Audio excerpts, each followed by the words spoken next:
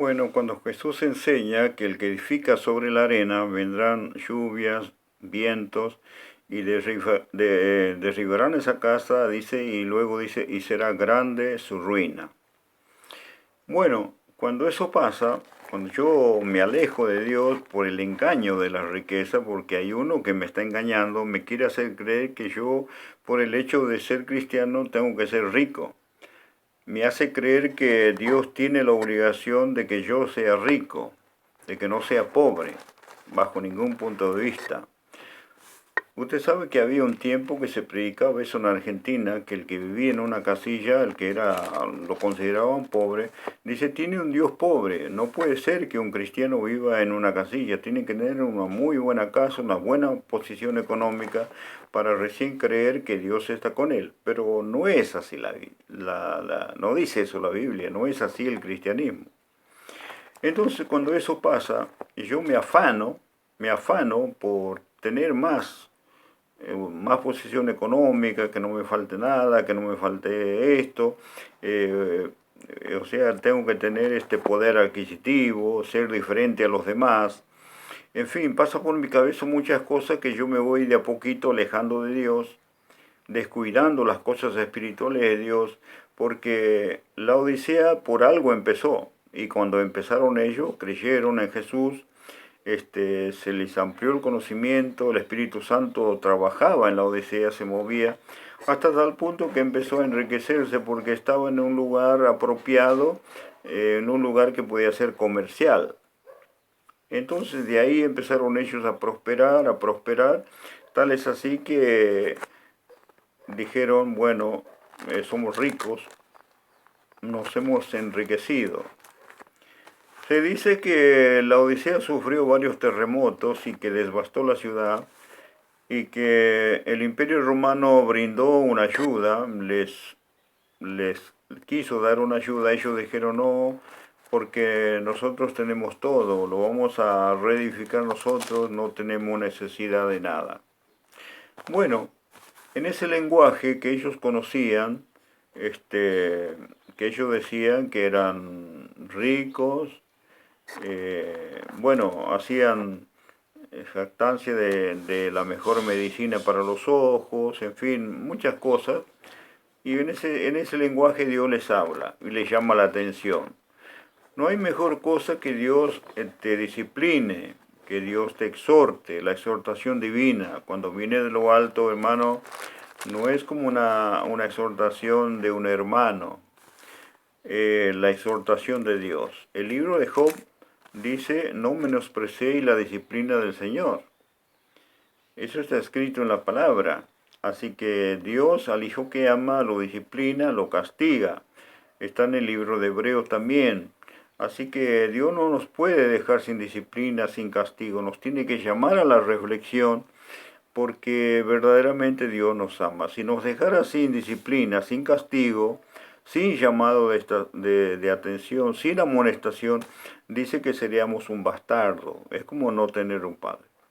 Pero como Dios nos ama, y aquí podemos ver el amor de Dios a mi vida, yo puedo ver el amor de Dios a mi vida, aunque haya un enemigo que me esté engañando o me esté queriendo llevar por otro camino, Dios me habla, me ama, me habla y me exhorta, me llama la atención para que yo vuelva al camino del Señor. Pues bien, acá dice, yo conozco tus obras, que ni eres frío ni caliente, ojalá fueses frío o caliente. Pero por cuanto eres tibio y no frío ni caliente, te vomitaré de mi boca. Ese es el mismo ejemplo que toma Dios de lo que sucedía en la Odisea. Se dice que el problema de la Odisea, uno de los problemas era que no tenía agua, entonces tenían que canalizar todo, traer agua de cerca de Colosas, varios kilómetros hasta llegar a la Odisea. Pero esas aguas eran termales, había minerales que arrastraban. Y cuando llegaba la Odisea, llegaba el agua tibia, no era fría ni caliente. Entonces que también la usaban como parte de una medicina, porque si alguno la probaba le causaba náuseas, vómito. Y Dios saca de ahí también, que ellos hablaban mucho de eso, les habla de esta misma manera para que entiendan.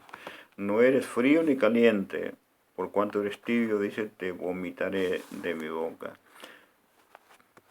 Cuando Dios lo vomita de la boca a uno, quiere decir que ya la comunión se pierde. Dios lo puede soltar a una persona una, dos, tres, cuantas veces, pero ya cuando Dios lo deja, porque ya es muy caprichoso, no quiere dejarse guiar por el Espíritu, no quiere aprender, se maneja solo. Esa es una de las peores cosas que hay. Cuando uno dice yo tengo capacidad, tengo el poder para hacer esto, tengo el poder para hacer otro, tengo la inteligencia para hacer aquello. Yo seleccioné acá unos versículos en Deuteronomio en el capítulo 8. El título dice acá, amonestación de no olvidar a Dios. Acá dice, cuídate de no olvidarte de Jehová tu Dios, versículo 11, para cumplir sus mandamientos, sus decretos, sus estatutos que yo te ordeno hoy.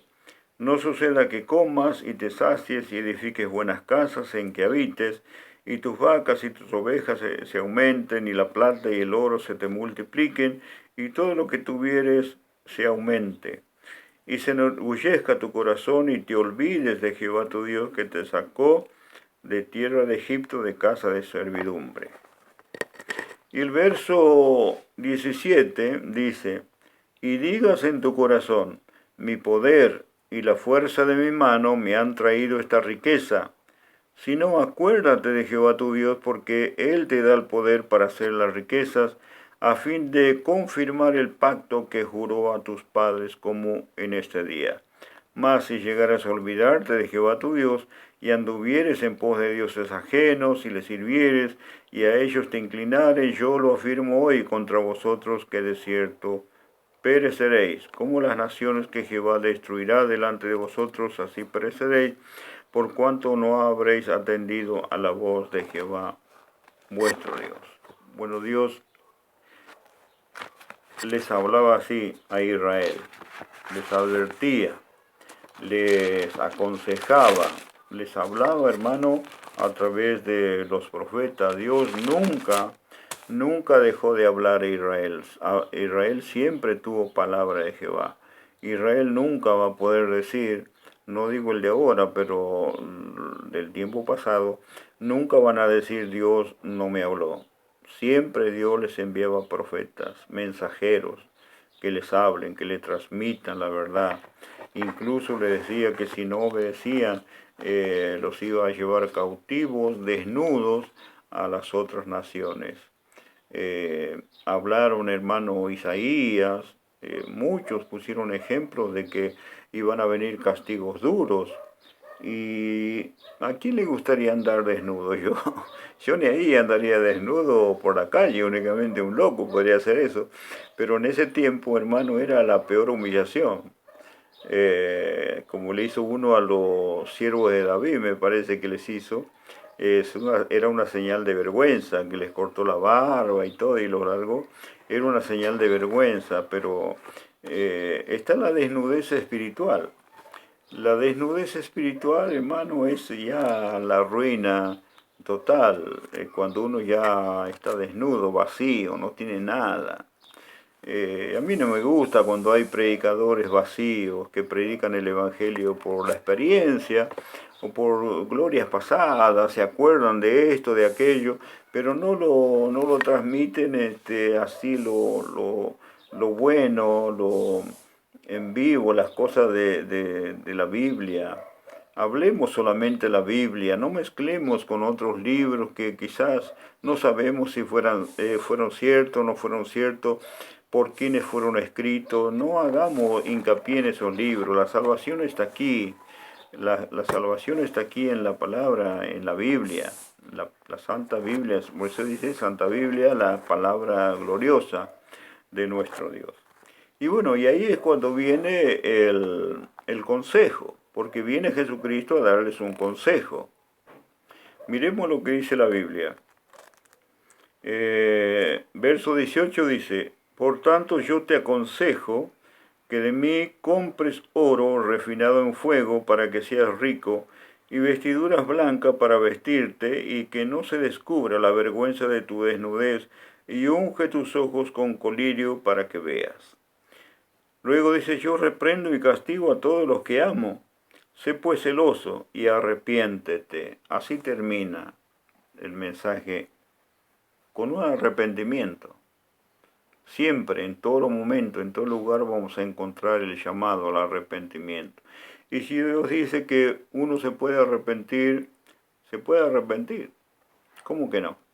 Tenemos el ejemplo del hijo pródigo. El hijo pródigo, la parábola se dice del hijo pródigo, yo diría del padre, no sé, no me gusta mucho eso que le han puesto, el hijo pródigo. Prodigar es gastar, derrochar, y eso es lo que hizo él, el hijo, el amor del padre. Bueno, él se fue, le dio la herencia, le dio lo que le correspondía y se fue. Se fue de su casa porque él dijo, ya tengo capacidad propia, puedo manejarme solo, ya no puedo depender de nadie, ni siquiera de Dios, porque la Odisea decía así, tenemos tanto, estamos enriquecidos que no necesitamos nada, ni siquiera de Dios. Porque observemos la Biblia, a Dios lo habían sacado fuera de sus corazones, de sus almas. Es como sacarlo fuera a una persona, cerrar la puerta y esa persona va a estar ahí golpeando, por favor, abre la puerta, déjame entrar. Bueno, así era Dios con ellos, lo dejaron afuera. Entonces, el hijo pródigo dice que pasó tanto hambre que un día se sentó a reflexionar. Es bueno la reflexión, mayormente en ese tiempo, porque vienen todas estas plagas, por qué vienen todas estas enfermedades, y lógicamente no es culpa de Dios. Entonces hacer un análisis a uno mismo, ¿cómo estoy? ¿Estaré como la iglesia de Éfeso? ¿Estaré como la de Esmirna? ¿Estaré como la de la Odisea? ¿Me estaré apartando de Dios? ¿No será que me hace falta un análisis por dentro, a ver cómo estoy? O recordar, yo antes me buscaba mucho de Dios y ahora no sé qué me pasa. Pasa que el engaño de la riqueza, hermano, el engaño de la riqueza, y hay uno interesado en eso, en engañar mayormente a los creyentes y que no hagan la voluntad de Dios. Predicadores que Dios quiere que prediquen con toda la fuerza del Espíritu, pero hay algo que los está frenando, el engaño de las riquezas. ¿Ven? Y él reflexionó, volvió en sí y dijo, ¿cuántos jornaleros hay en la casa de mi padre? Volveré y le diré a mi padre, perdón, este pecado contra el cielo, primero, y contra ti. Y el padre lo recibe y hace una fiesta porque el hijo, que él creía que estaba muerto, volvió. Bueno, así es Dios, nos recibe a pesar de lo que somos, a pesar de lo que hemos hecho, a pesar de lo que uno puede hacer. Dios nos sigue amando, porque ese es el amor de Dios. Nos va a perseguir día tras día, y si alguien no nos habla aquí, otro más allá nos va a volver a hablar de Dios, hasta que tú vuelvas a tomar ese cauce que tenías antes con el Señor, esa comunión divina que tenías antes con el Señor. Entonces dice, yo te aconsejo que de mí compres oro refinado en fuego, para que seas rico, vestiduras blancas para vestirte y que no se descubra la vergüenza de tu desnudez. Unge tus ojos con colirio, dice, para que vean. ¿Ve? Eran ciegos espirituales, no podían ver la gloria del Señor. No podían distinguir, hermano, no tenían cómo discernir entre lo bueno y lo malo. No podían. Pero sí tenían eso de que era abundantemente rica, hermano, materialmente. Yo reprendo y castigo a todos los que amo, sé pues celoso y arrepiéntete. Y aquí yo estoy en la puerta y llamo, si alguno oye mi voz y abre la puerta, entraré a él y cenaré con él y él conmigo. Y al que venciere le daré que se siente conmigo en mi trono, así como yo he vencido y me he sentado con mi Padre en su trono. El que tiene oído, oiga lo que el Espíritu dice a las iglesias. Uno puede hablar tantas cosas de la Odisea, que la Odisea esto, que la Odisea aquello, pero en realidad nosotros no sabemos nada. ¿Quién la fundó? ¿Cuántos miembros eran? Si había cuántos habitantes había en la Odisea. Lo sabemos porque hubo comentaristas que dejaron escritos, hermano, eh, cómo se llamaba, eh, por qué se llamaba la Odisea, bueno, todas esas cosas, pero nosotros vamos aquí a encontrar que hay un interesado en que yo me aleje de Dios, en que yo no le sirva a Dios, en que yo no busque de Dios y que yo caiga en el engaño de las riquezas, en el afán de este mundo.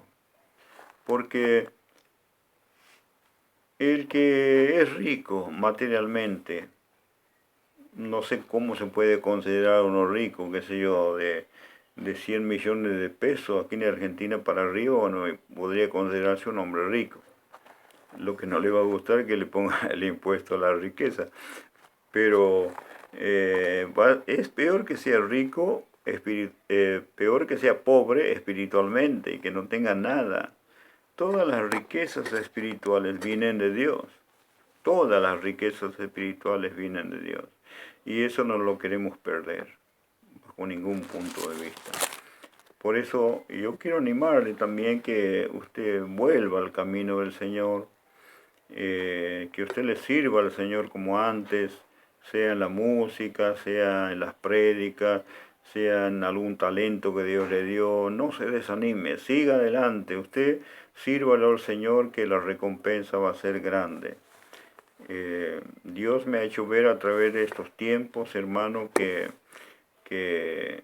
lo único que tiene valor en nuestra vida es Cristo.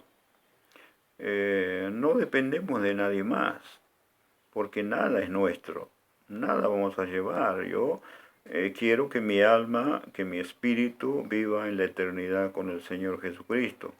Y por eso dice, al que venciere, no es que uno ya se toma vencedor aquí, no, estamos peleando la buena batalla de la fe. Cuando uno vence, cuando pase de un cuerpo a un cuerpo incorruptible de gloria, uno ahí ya te puedes considerar un vencedor. Y dice la palabra, la promesa, le daré que se siente conmigo en mi trono, así como yo he vencido. Y Cristo es el vencedor, es el amén, el testigo fiel, el único que tiene inmortalidad, el soberano, que habita en luz inaccesible, y que ningún hombre, dice, lo ha visto ni lo puede ver, porque Él habita en luz inaccesible. Bueno, ese es nuestro Dios, todopoderoso. Y todo lo que le pidamos a Él nos va a dar, siempre que lo hagamos con fe, en el nombre de Jesucristo. Que el Señor les ayude y les bendiga mucho. Ojalá que el Señor nos pueda dar, que podamos seguir mirando el capítulo 4 en adelante. Lo vamos a hacer delicadamente, con mucha atención, orando siempre, que todo sea para la gloria del Señor. Que el Señor los bendiga.